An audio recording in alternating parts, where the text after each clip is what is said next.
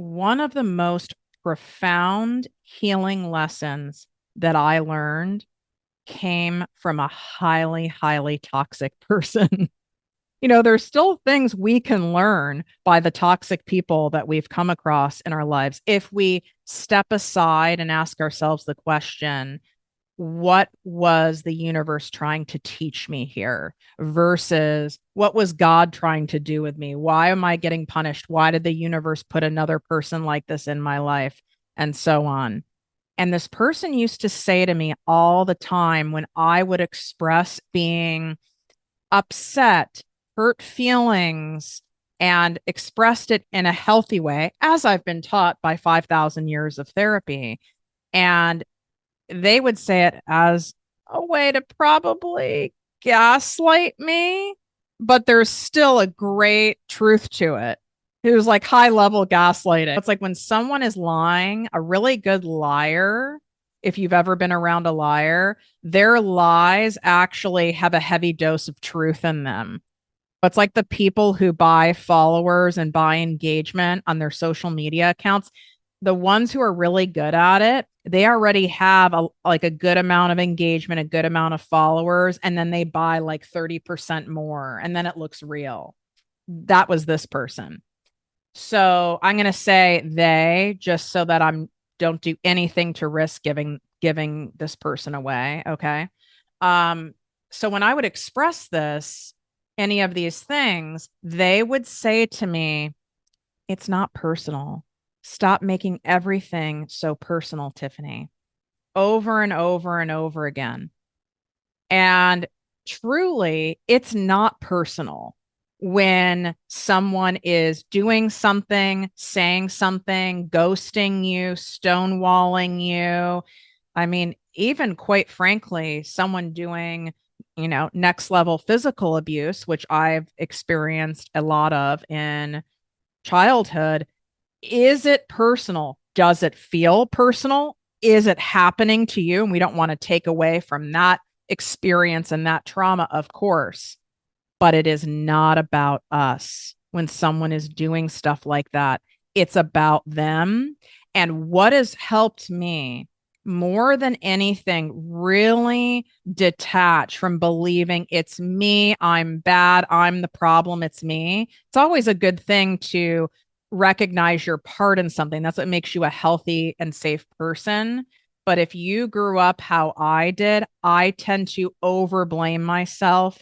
I tend to take the pain, the blame right away. Like, I'm a bad girl. It's me. I'm so sorry. That whole thing was that's my entire default setting. I do a lot of work and a lot of management and a lot of healing to not do that anymore. And toxic people, by the way, love people like that because then it's very easy for them to turn it all around back on you. You're too sensitive, you're too dramatic. Oh, you're so busy all the time, you're focused on work. Well, you get upset so easily. Oh, well, you tend to think everything is personal.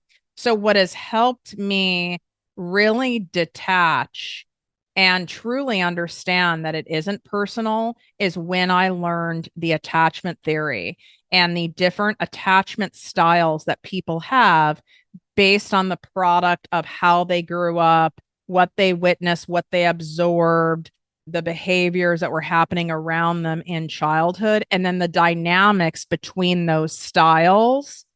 And I am so thrilled to have on the guest that I brought on today. I brought on what I would say is one of the world's leading experts on attachment theory, Thais Gibson. She's very well known on YouTube. You've probably seen her videos. And she is going to really break this down and the dynamics and why people do the things that they do and why we respond the way that we do and how our response can also affect what they do and vice versa. It's really fascinating. And this is going to help any relationship in your life, from friendships to love relationships to people who work for you on your team, to coworkers. It's really been a game changer. And I truly wish that everyone came with a label where we could know their birth sign, we could know their human design, and we could know their attachment style, and of course, a list of all their childhood wounding. Wouldn't that be helpful? If you're tired of hearing the same old basic mindset and motivational fluff talk, you've come to the right show. Welcome to Project Me with Tiffany Carter, the podcast, where we dish on everything from managing that crazy brain of yours to manifesting abundance to my straightforward, actionable steps that will make you major money online. Now, I'm not your typical multimillionaire entrepreneur. It takes a small village to keep my anxiety and depression in check. I'm inherently disorganized with an intense obsession with office supplies. Your girl here is a digital marketing content expert who's generated over $200 million in sales. I promise by tuning in twice a week, you will get a much needed refreshing dose of truth, clarity, and cash-making advice. Now let's get to it. Breaking news, registration is officially open for my once-a-year, 2-day in-person mastermind experience here in Manhattan Beach, California. This is specifically designed for you if you are looking to have exponential growth in your business, but you know there's things that you're doing and not doing that are preventing that from happening, both in terms of your mindset, but also in actual practical strategies. You will walk away with having the clear income generating skills that you need in order to move the needle substantially in your business. This is not some information motivational fest. We are actually implementing and customizing on the spot. So I have my money move sale. The first 11 people who sign up get $1,000 off. Now, 5 spots have already been taken. They claimed them earlier. They are from my private clients. I have no idea if these 11 spots are already gone at the time of this recording, but you'll be able to know when you go to the page. There is a total of 30 tickets, and that's it. Once a year, you'd have to wait an entire year to learn from me at this level. I'm bringing in world-renowned healers who are my personal healers and my entire ProjectME creative team for you to learn from during this incredible experience. Go to projectmewithttiffany.com/mastermind event. You can swipe up. The link is in the show notes. It's also in the description here on YouTube. What up, my people, my posse, my fellow crazies? It's your host, Tiffany Carter, and this is the show that is going to help you grow your business, your bank account, that big, beautiful brain of yours, your mindset, your abundance, your relationships, and everything in between. Well, I've brought on a treat for you today for all of you psychological nerds that literally go into the weeds on every form of typing yourself. And we love this attachment theory. And if you're new to the attachment theory, we're going to brush on that. But my guess is most of you are familiar with it. I have on Thais Gibson. She is very well known on all the things for discussing attachment theory and, most importantly, showing you in a simple, straightforward way how to apply this to your life to improve the relationship with yourself, with others, to understand the dynamic. I mean, tell me if you agree with me on this. I feel like whether it is Enneagram, whether it's like a Myers-Briggs, whether it's attachment style, whether it's introvert, extrovert, whether it's codependent addict, these labels, and we all like a label and we all hate a label. But what I notice people do, and I've done it myself, is we can actually have an unhealthy attachment to a label and then kind of start using that as, well, I'm an introvert. Well, I'm an empath. Well, I'm an avoidant. Right. And then it's like that becomes just, well, this is just how I am. And what I'm gathering from looking at like your personal development school that you have, and we'll link everything, you guys, in the show notes because she has a really cool free trial that you guys can do, is that you make sure that's not yet another label someone's putting on themselves. There's actually like a strength to it. 100%. So, first of all, thank you for having me. Excited to be here with you. And I think that you gave such a fantastic and really powerful intro, but you're exactly right. So, we look at attachment theory not as this like diagnosis clinically, it's really the subconscious set of rules that you've learned about how to give and receive love and behave in relationships.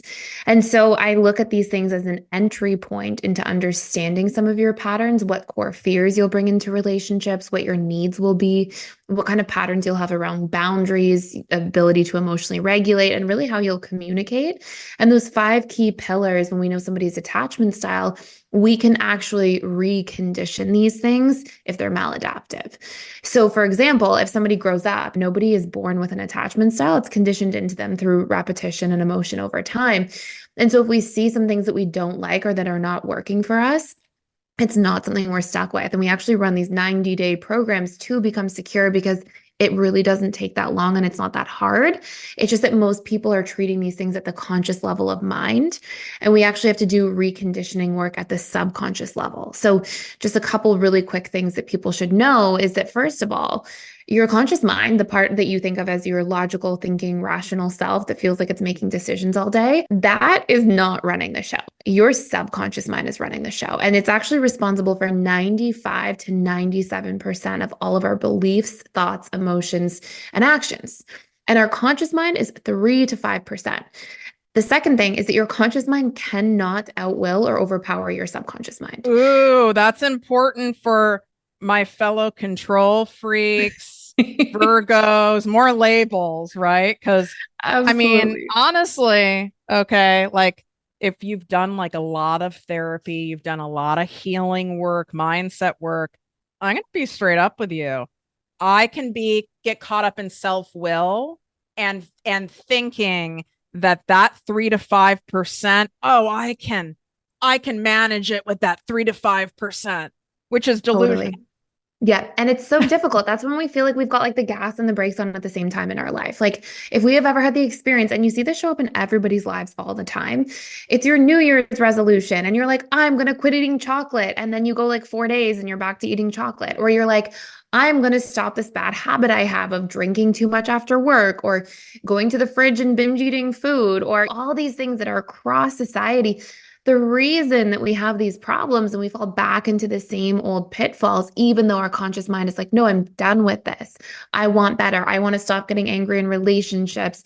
I want to stop pushing people away or clinging on too tightly. Like the reason all of these things keep coming back is because they're pre-existing programs. And if we're not actually doing the work to understand how our subconscious works and how to reprogram what was maladaptive, then it can actually feel a lot like we're in these push-pull patterns everywhere we go. Would it be like saying you have your pre-existing diabetic, right? Like you have the markers, and to think that you can consciously just will it away without doing anything would be strange, right? It's like that's just not going to happen. It's like Exactly. this stuff is so rooted that to be that hard on yourself, to think that self-will alone is going to get you to stop attracting the toxic people and being attracted to them. That's insane. Of course, I'm going to keep using myself as an example. I'm a really good example for you. I'm a great case study. So let's go through the briefly the five key pillars, because I think there's people who are listening that probably also have been typed wrong, or maybe at one point in their life, and correct me if I'm wrong if this isn't a thing, because I feel at one point in my life, I was an anxious attachment. Then I feel like I was disorganized attachment style. And now I kind of think I'm an avoidant, which I'm horrified by. Okay, so I would love to go through like the we'll talk about the four major attachment styles. We can get the five key pillars are like how to recondition, but should we go through and Okay. Because I do was the thinking when you said five, I was like, oh my God, is there an attachment style I'm not aware of? I go, maybe I'm that too. we'll do the four. I have an inkling as to why you think that, and I want to we can even talk about that for a second because it's something that I actually fell into, and I'm sure that many people fall into this who are the attachment style that I think you probably are. But we'll come to that. So basically, at a very high level, there's four attachment styles. First one is secure. Securely attached individuals throughout their childhood and early formative years behaviorally get a lot of what we call approach-oriented behaviors in psychology. All that really means in non-clinical terms is just that when you cry as a child, when you're upset, when you're dysregulated, your caregivers go towards you, try to figure out what's wrong and try to soothe you. That sounds like a small thing, but when you get a repetitive emotional pattern of that growing up, you constantly have that as your baseline. It has a profound implication. You learn my emotions are safe to express. My needs are worthy of being met and attuned to. It's safe to trust people. It's safe to rely on other people. And I'm loved for who I am, even in my hard moments. As adults, that means that you've got really healthy modeling for relationships. Your early childhood programming and behavioral development says, hey, like we've got all these good things going for us. Relationships are safe and we can trust them and they make sense. So you're And so, telling me there are people who literally, this is like shocking to me, that out because in their childhoods and they really have secure attachment. They don't need to like go through your schooling. Like they yes, literally are secure by way of their environment and how they were parented. yes. And it's Do you actually have a substantially, percentage? Is this like a lot of yes. people? So the original research on this, like the largest sort of study ever done on this, was about 30 years ago, and it actually said 50%. I don't know any of these people. That says a lot about me. I would make an argument that a lot of that was self-reporting. And I actually find that a lot of dismissive avoidant self-report is secure because they think that because they're not feeling emotions or on the roller coaster. Like if you're anxious and you're feeling needy and clingy and triggered, you know you're anxiously attached when somebody tells you. If you're disorganized, you know relationships have always been a roller coaster and it's really hard. Dismissive avoidants are like, yeah, I'm pretty easygoing. I'm pretty, non-emotional. So I think they self-report, and I do believe that skews the results. Research more recently, although there's nothing that's been done that's like really large enough that again isn't also self-reporting, but it looks like the number is somewhere closer to 25 or 30%. So it's on the decline. So securely attached individuals, they actually report having not just longer lasting relationships. I don't find that to be a key marker of success. The second stat that they do report is that they actually feel fulfilled, happy, and thriving in their relationships. And to me, that's a key marker of success. It's not just that they last long, it's that they last long and I love and care about my relationship.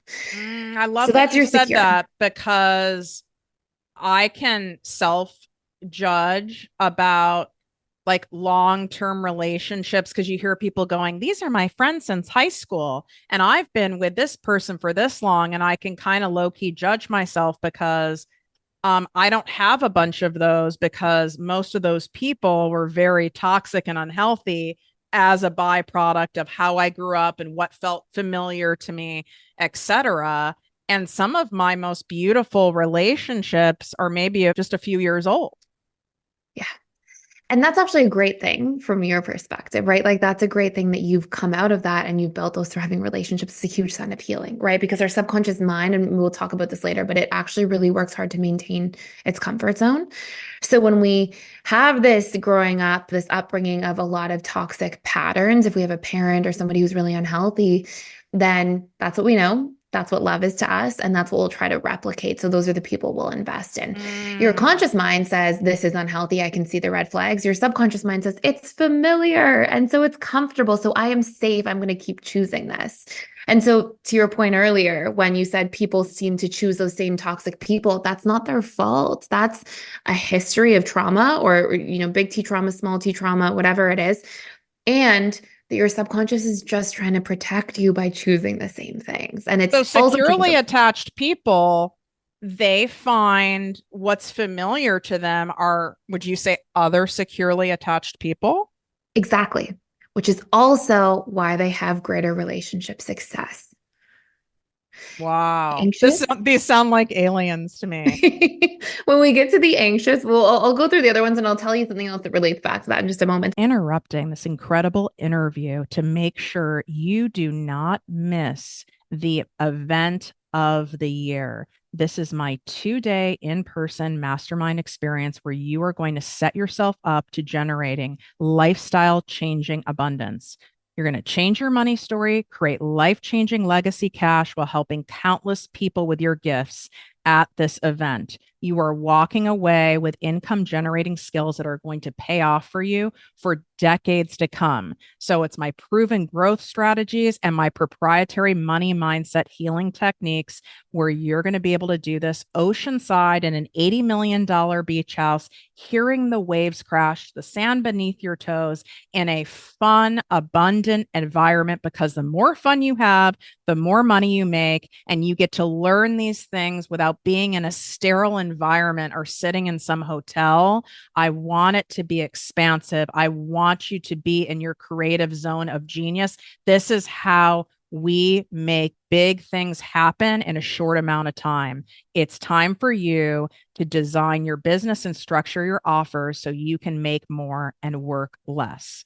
So all of the details are meticulously laid out in the information page. I wrote every single word and I did my best to answer every question in the frequently asked questions for you. And you'll see tons and tons of reviews that are undeniable of what you can expect to have happen at this event and after the event. Go to projectmewithtiffany.com/mastermind event. You can swipe up. The link is in the show notes and it's in the description on YouTube. And it is in my link in bio on Instagram and on TikTok at Project Me with Tiffany.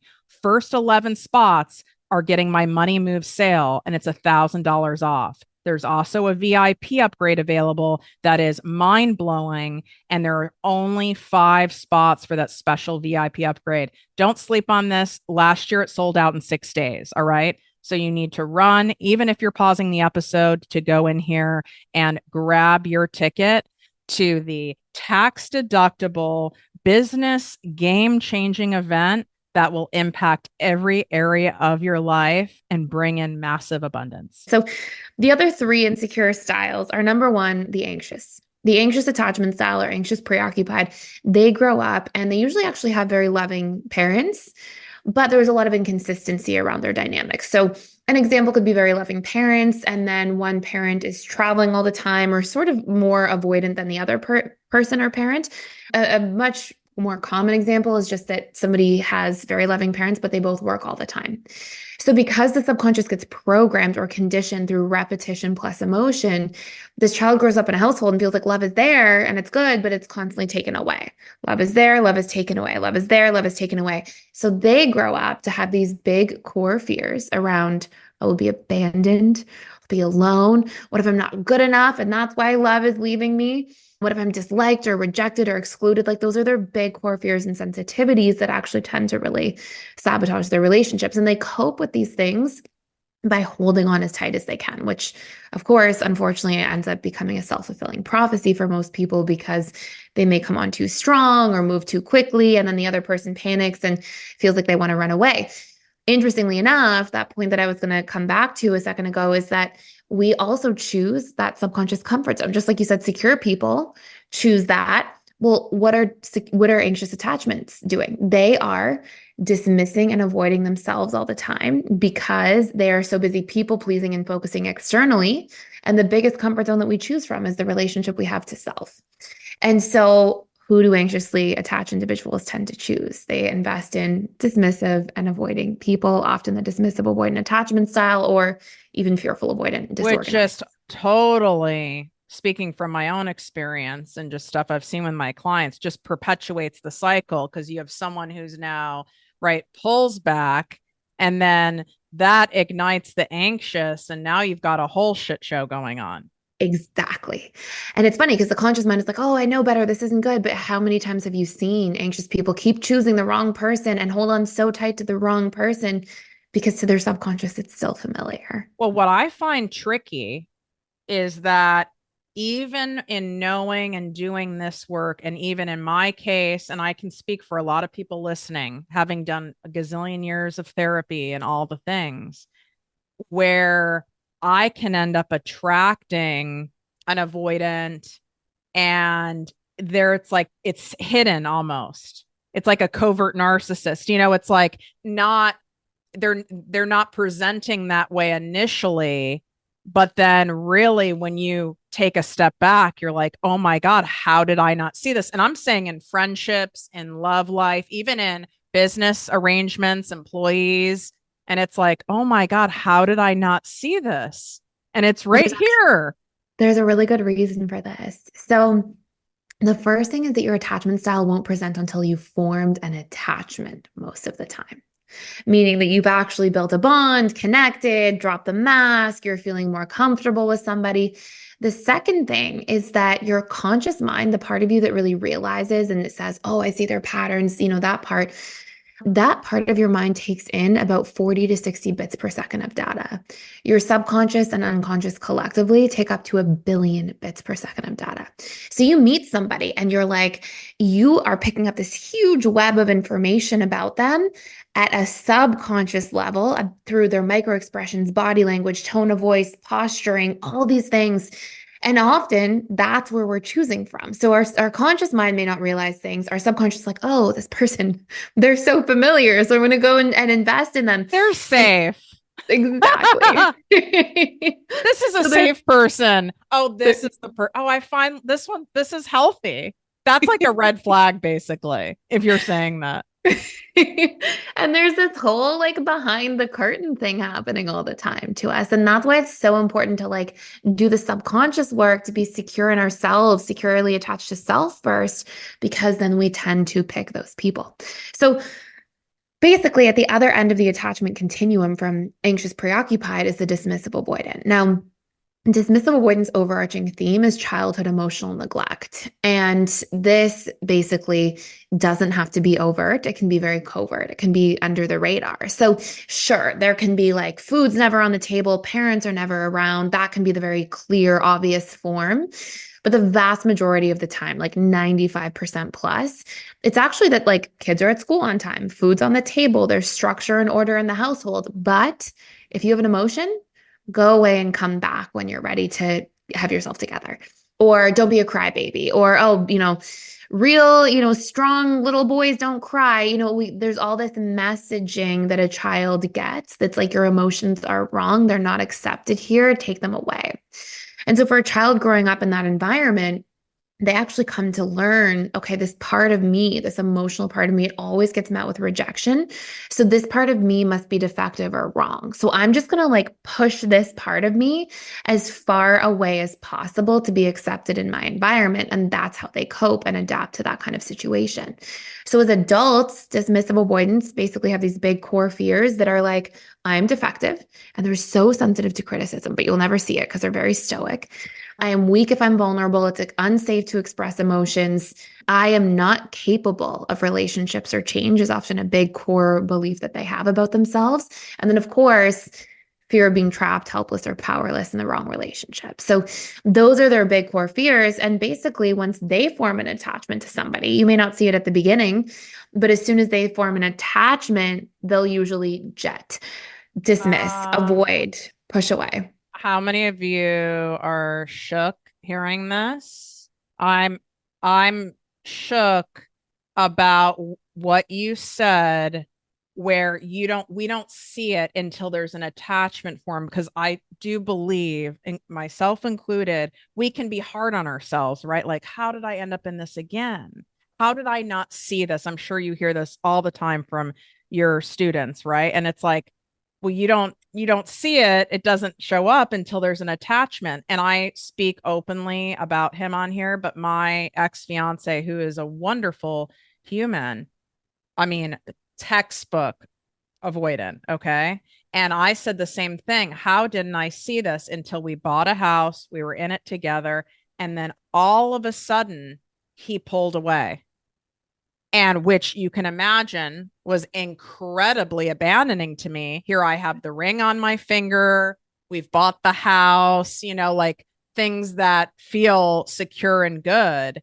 And then it's like once it was secure and good and all the, it was set in place, he, he detached in every way, sexually, Yeah. emotionally. I mean, physically, almost like was out to lunch, like in a dissociative state. Yeah, exactly. Exactly. Just out of curiosity, too, how far into the relationship was that? Like a year and a half, 2 years in? Exactly, a year and a Yeah. half. It's also the power struggle stage. It'll be amplified even more. So we have different stages of relationships. So there's dating, which is like the first 0 to 4 months. If we decide to make a commitment, we move into honeymoon, which can last for like a year from there, a year and a half. Then we hit the power struggle stage. And especially if we move into with somebody during the power struggle stage, it's just like their attachment style is so amplified. There's that actual attachment bond. And then we're in the power struggle stage of relationships. And that's where you'll be like, oh my goodness. I used to have all these clients come in and they would be like, I married my wife.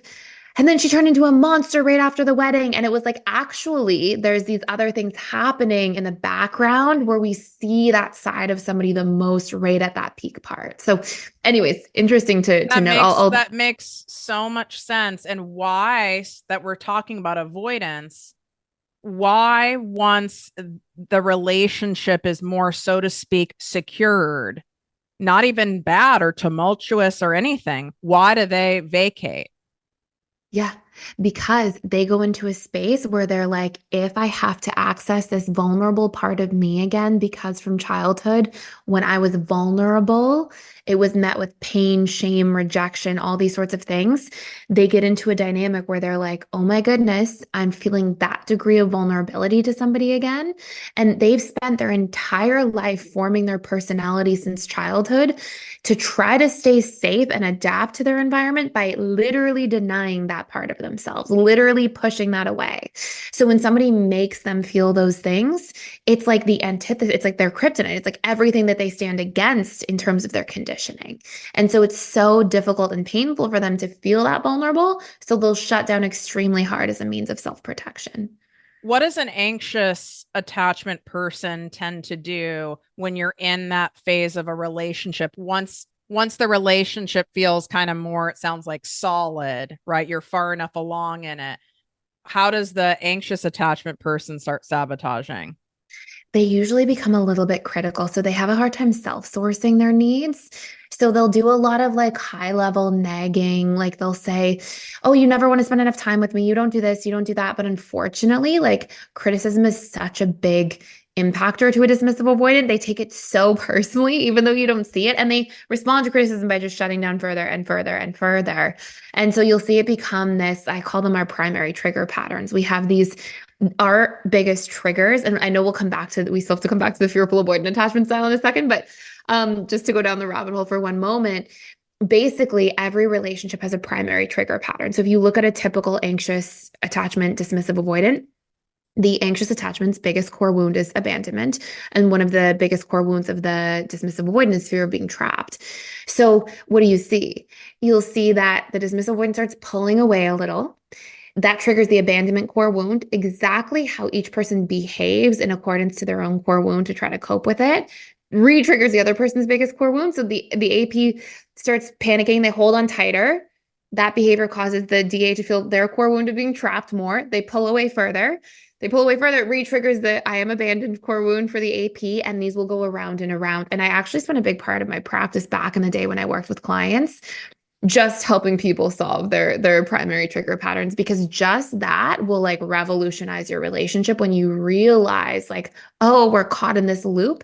And it also tends to be the thing that dissolves relationships most in the power struggle stage. Do you feel that both parties need to be involved in this type of healing work to see a difference? Or do you believe one of the two people can start working on becoming securely attached to themselves and like there could be a difference in the dynamic? It's a fantastic question. One person needs to do the actual work. So, like, get nitty gritty, get in there. The other person has to be willing to participate.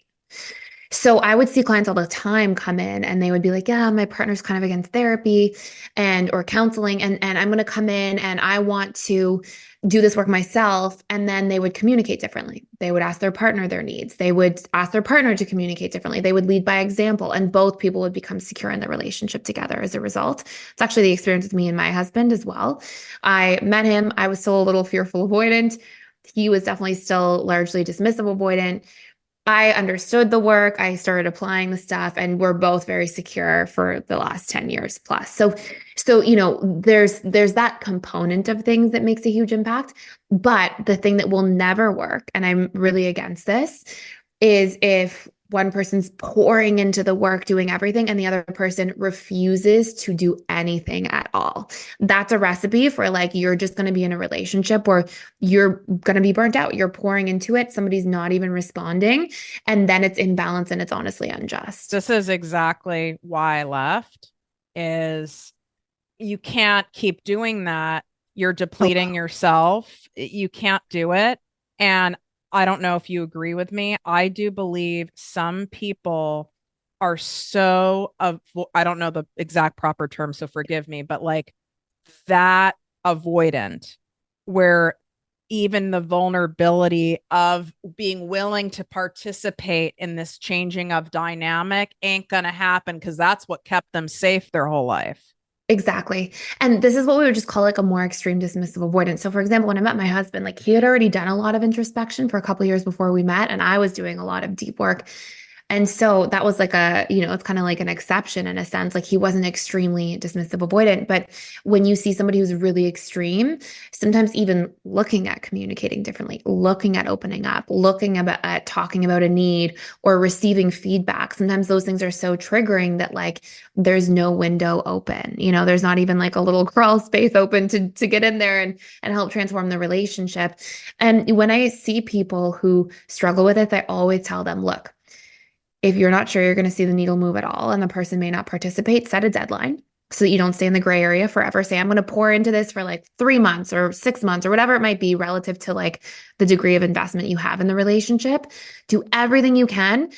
Best case scenario, everything works out. The person heals with you, you both become secure. Worst case scenario, you learned all these tools that you have for your next relationship and for the rest of your life, and you got to put them into practice. That person didn't show up. And then you also get to walk away free of regret, free of guilt, and with a lot of certainty and closure. Exactly what I did. And then I'm laughing because guess what an avoidant does when you leave? Tries to reel the relationship back in. Yeah, it happens a lot, especially in the longer term relationships, because Because now you're away. They don't feel trapped anymore. It's like, 100%. I call this our feelings minus fears. Avoidants tend to operate in this dynamic. So they have their feelings minus fears. If they have really strong feelings, 10 out of 10, but as they get really vulnerable, their fears are 10 out of 10, they're not showing up in the relationship. It's like a net neutral. And what happens for a lot of people is when their feelings are really strong, but their fears are really high, then you leave, there's nothing to fear. And guess what they feel now? They finally feel their feelings. And it's a very common cycle for dismissive avoidance. it's like I'm laughing because I mean, I'm very well aware of these patterns. So what is the I guess you could say the extreme side on the anxious, like the polar opposite of this avoidant dismissive? So the polar opposite of the anxious, and I still have to say what the fearful avoidant Oh, attachment I style is thought, in a oh, second. wait. So there's I another I level of skipped. avoidant. Well, let's go there. Let's go to fearful avoidant. Okay. So fearful avoidance is the fourth attachment style. So that's the one that's also referred to as disorganized. And it's the Oh, okay. same I didn't thing. realize that. I thought it was just called disorganized. So that's Yeah, also there's fearful avoidant. Okay. exactly. And this, when you started talking and you were like, oh, I was anxious and then I was dismissive and then I was like, oh no, no, you were just disorganized the whole time, most That likely. sounds about right. This is what I was.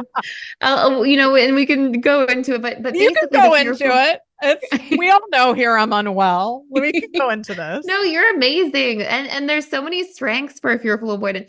But what you'll see is the fearful avoidant basically shares in the anxious and avoidant side. So I'll tell you why. So fearful avoidants usually grow up with the overarching theme of relationships and their upbringing being absolute chaos. The most obvious example or analogy I have for this is like a parent who's an alcoholic. And it's like one day, let's pretend it's somebody's mom. Mom comes home, she's drinking, she's in a great mood, she's really loving, and it's kind of nice. Another day, she's drank way too much, and now she's angry and cruel and quite frightening. Another day, mom's sobering up, she feels guilty, she's being really kind, she's on her best behavior. Another day, mom's going through detox. And she's in a terrible mood and she's short and shut down. And it's like you never know what you're going to get. So, fearful avoidance or disorganized basically grew up with more big T trauma than the other attachment styles. And so they actually share in the core fears of both sides of the attachment continuum because they've built really competing associations about love. On one hand, they've had good experiences, loving experiences. The other hand, they've had terrifying ones. And so they want love, but they're terrified of it. And it's this conundrum. Like, And so yeah, it's like don't leave. but also don't trap me. Exactly. Exactly. And they share in the core wounds of both sides. So they have the I'll be abandoned core wound and they fear that, but they also fear being trapped or helpless or powerless. And one big overarching theme that they have is that they also fear betrayal. So they tend to be, I call fearful avoidance the lie detectors. They are like really good at like scanning their environment. If you told a story last week and the story changed by like 4%, they're going to notice. They're going to be like, something's off, Hmm. something's not right. And Absolutely. I'm like, that doesn't add up, but I might not say anything. It's a check and file. exactly. And so, what happens is fearful avoidance, they've coped with their environment by being really hyper vigilant. So they notice everything, changes in micro expressions, body language, everything. They're very like, they're hyper vigilant about all those sorts of things. So, they grow up to be push pull. They tend to flip flop a lot. They're very hot and cold in their relationships. Sometimes they're in their anxious side and they're clinging. Sometimes they're in their avoidant side and they're pulling back. And because they're constantly on this roller coaster, and this is for sure what I was growing up too, is like sometimes you can be more volatile. Sometimes there can be moments of like you're not just criticizing at a high level, but I know for me, before I did a lot of work or ever went into like deep work in any capacity, I would be mean sometimes in relationships, cut deep with my words, like be harsh or critical. And in the background, it was because first I usually had all this deep hurt that I was trying to hold in. I had all these scary ideas that people were going to hurt me anyways, and that they were doing bad things in the relationship. So I have all this like programming that causes me to be very hot and cold or very push pull, like, say things that are kind of like a jab below the belt, like just not very nice. And that was something that was like so helpful and healing for me to work on in relationships because first of all, that was how I treated myself. And so that's what we tend to also Well, project tell into me other more people. about that. So we're the same attachment style. Well, you're Yes. more secure, it sounds like. I've done like a ton of Working, work to be I'm secure. working on But it. but you'll have come a long way because you've been in therapy for years. Like those Yeah, things no, I've naturally. definitely come a Yeah. long way, but I mean, there's still work to be done there, especially on the romantic side. Yeah. I've really done a lot of work on like the friendship side or like in business because I was attracting all this stuff in all areas. It's not just like love stuff. It was all areas of you never know what you're going to get. So then I was attracting employees. You never know what you're going to get. Clients, you never know what you're going to get. Friends, you never know what you're going to get. So I've really worked on a lot of those areas. I would say the area that requires more work is on the, so to speak, love life side. So, where do you feel, and whatever you're comfortable sharing, how did you end up, just so people have another example aside from my life, how you ended up in this disorganized attachment style? Yeah, for me, like the major overarching themes were chaos in the household. So my parents definitely had a really tumultuous relationship, and there was just a lot of like roller coaster fighting all the time, all that sort of stuff. And so went through like a 20-year divorce that went to the Superior Court of Canada. Like they really had a lot of stuff going on together. And they're actually both really wonderful people and did a lot of, work on themselves after that relationship. It was years ago now, but they were just like it was a trauma bond for them for sure. And they just brought out like those really difficult parts of each other. And, I grew up being like, what's gonna happen today and not knowing. And I was very parentified too. So I was always brought into the middle at a very young age. And I would go comfort my mom and then go comfort my dad. And so a lot of that, like taking on that weight and responsibility of those things from a very early time, which made me, which is also very fearful avoidant, go into relationships pouring into other people, being very generous, very loving, but having a lot of difficulty relying on people, feeling like it was safe to let people in and rely on them. So you're in this like one track recipe for burnout all the time where you're going to like pour into people, not really allow people to receive or allow yourself to receive from people, not really open up about what you actually need or feel, and then feel slighted by the imbalance in your relationship dynamics. Did you also notice that you had friendships and even maybe clients, back when you were, doing counseling full time that mimicked your disorganized style? So I would say that I did a lot of subconscious healing before I saw clients. So that helped a lot. So I actually had like a pretty easy time, like pretty good clients most of the time. Like there's like maybe a few exceptions to that, but very Well, few. I mean, listen, there's always going to be, I always say 1 to 3% of people are certifiably crazy. I don't think we can escape that.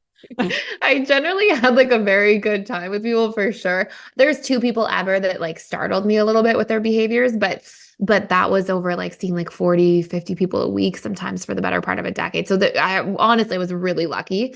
But like honestly too, I think because like everything's on a continuum, right? So I had like a tumultuous upbringing for sure. There's lots to be said for that, but it wasn't like super extreme. Like it wasn't like 10 out of 10.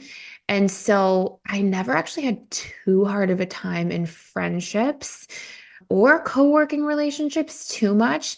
Romantic relationships were the really hard thing for me. Like, Interesting. So some people and all these thousands of students you've helped, there's a whole range. You'll have some people come exactly. in that say, like on the romantic relationship side, like it's very secure, but my issues like with friendships Yes, or vice versa.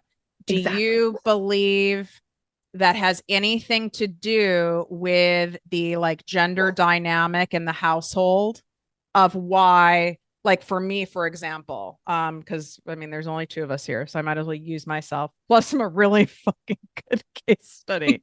So my dad is without a doubt, he's dead, but avoidant dismissive. Sweetie married all the narcissists, right? Like my mom, narcissist. I don't know what the fuck she is, honestly. Like I have no idea what she would be in an attachment style. And I feel like because my mom was the dominant parent, also, she was like a single mom for the most part. I spent most of my time with her. How much of that dynamic, like how much time you spend with a parent, what one person's type is versus the next, does that impact if you have this kind of attachment style show up more in friendships or more in love relationships? Great question. So a lot of times what happens is it's the proximity you have will create the extreme of the style. So if you have less proximity to the more challenging person, then it won't be as extreme. In your case, from what you shared with me, like even prior to recording and jumping on here, it was like, okay, you went through extreme big T trauma consistently. So like you've got the big T, but then you've also got the repetition of it, which like that's the really tough pattern. But then it sounds like your mom was the really problematic one. And I'm assuming she was the primary caregiver. Primary, yep. Yeah. So you're going to just see that bleed out into everything, right? Like you're going to see extreme. So that's going to bleed out into your ability to really trust people overall in all relationship dynamics. You'll see that some people, like let's say anxious attachment styles, they have less big T trauma, but they have a lot of repetition of it. So they'll still have these wounds, but those wounds and fears won't be like as extreme or as deep, although you can have extreme cases of that situation. Things like an anxious attachment because they had a parent pass away at a young age. The things that would Right. It constitute doesn't have to be like your parents were these horrible people. It's stuff either exactly. they've innocently done, their own generational trauma, or like you said, there was a big loss, someone died, there was a big sudden job loss, like Yeah, money loss, big exactly. dynamic shift that caused that instability. Exactly. And so it's really like you're looking for these big three things in regards to what will create the more intense. Like if you imagine each attachment style as being on a continuum, the greater intensity of that will be those three things. Is there big T trauma? Is there a lot of repetition of it? Or is there just repetition of small T trauma? And do you have a lot of proximity to the issue? So if there's just a parent, who isn't around a lot or is avoidant, but you don't see them that much, and your primary caregiver is super loving, super available, it will mute how extreme the attachment reaction will be. If you have proximity to somebody who's giving big T trauma all the time and you're close to them a lot, you're going to be more further along the continuum. So that's really where you're going to see. But I will say, just for anybody listening to this, like when I would see clients or even when people come into our programs now, I literally do not care how much trauma they have. Like I like if it's all three of those things and it's 10 out of 10 on all of them, irrelevant. You'll still be able to heal completely. The only thing I care about is the person willing to do the work? Are they willing to show up, do some of the reconditioning practices? Like, are they willing to actually show up and do that? Because as long as you're doing that, you can rewire anything. We have I neuroplasticity, all think those things that's are so changeable. important you said that because people who've gone through a lot of trauma can almost feel like I'm a lost cause. My shit's too extreme. I'm so messed up. Like there's no hope for me. And then therefore they don't take action because they kind of feel like, what's the point? So I I do know. appreciate you saying that as someone who is a trauma survivor. I can't tell you how many times I hear literally every week, personally and professionally, from people where they're saying, why do I keep attracting toxic people? Like I know you hear this. This has to be one of the main lines you hear. I want to stop attracting toxic guys, toxic women, toxic relationships, toxic friendships. Where, if we unpack that, where does that stem from? Okay, That so this is whole, I mean, it's like, there's another, oh my God, there's another person. It's like, here, I thought this person was good and then they did me dirty. Oh, here's a friend who I thought I could trust and then they betrayed me. Oh, here's this guy and this guy seemed great and he seemed all these things. He ended up being like an amazing master manipulator and liar. Mhm. Exactly. So I love this topic. So I'm actually going to give an exercise, if that's okay, for how to Yes, we unpack this. love And I'll exercises. preface this exercise by saying, in all of the work I did, one to one or in our programs, I've never seen, and this is absolutely not me blaming this person because it's not their fault, but I've never seen somebody who was in a romantic relationship with a true, like, grandiose narcissist that didn't first have a subconscious comfort zone of treating themselves that way. In other words, you would see the same patterns. People who got into relationships with narcissists first, unfortunately, would speak to themselves in really cruel ways, like the narcissist does, would violate their own boundaries all the time, usually in favor of trying to please others, like the narcissist will violate your boundaries, struggle to empathize with themselves because they were always prioritizing other people's feelings, like the narcissist struggles to empathize with you. And we could go on and on and on, but those patterns correlate. So, what I've actually done is I give people this exercise all the time who say this, and we basically reverse engineer that step. So, I call it your relationship shadow because it's based off of Carl Jung's shadow work.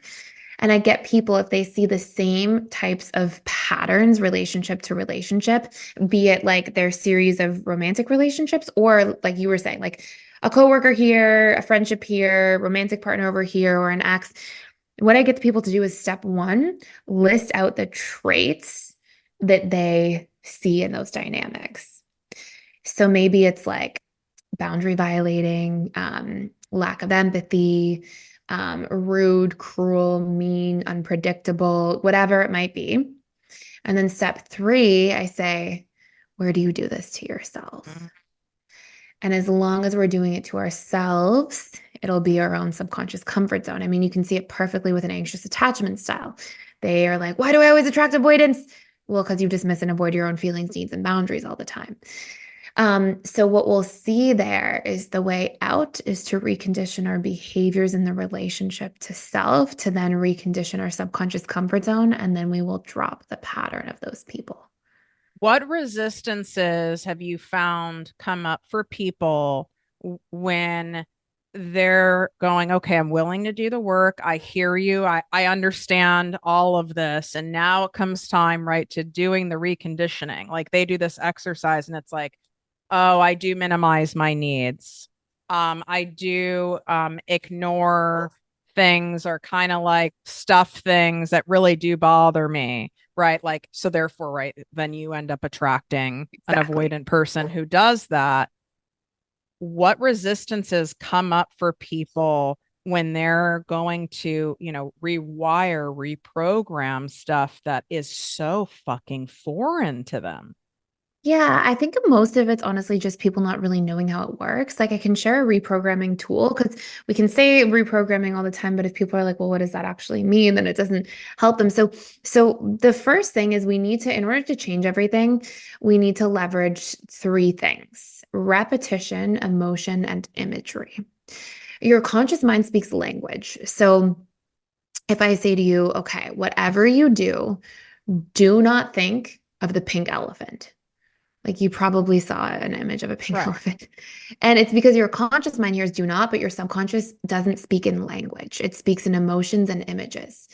Now, the conscious mind is not the one choosing to believe these, let's say, core fears or core wounds. So let's say we start with reprogramming a core fear.